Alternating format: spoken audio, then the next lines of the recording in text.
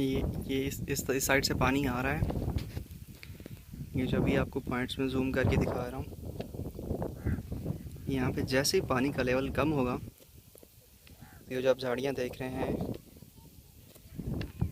اس میں ہر طرح کی کارپ مچھلی کا بہترین قسم کا شکار ہوتا ہے. یہ پوائنٹ یہاں پہ اسنیک ہیڈ زیادہ لگتے ہیں. اس کے علاوہ یہ پوائنٹ یہاں پہ بھی اسنیک ہیڈ لگتے ہیں. یہ پوائنٹ یہاں پہ اسنیک ہیڈ لگتا ہے. اور یہاں پہ اوپر بیٹھ کے اس پل کے اوپر بیٹھ کے ہم شکار کرتے ہیں. یہ جگہ بڑی بہترین ہے اسنیک ہیڈ کے لیے.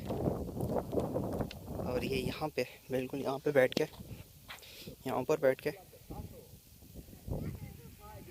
روڈ کے ذریعے، بلکہ زیادہ تر بانس کی سٹکس کے ذریعے، بانس کی سٹکس کے ساتھ ڈور اور ہک باندھ کے یہاں پہ لوکل جو اینگلرز ہیں وہ شکار کرتے ہیں.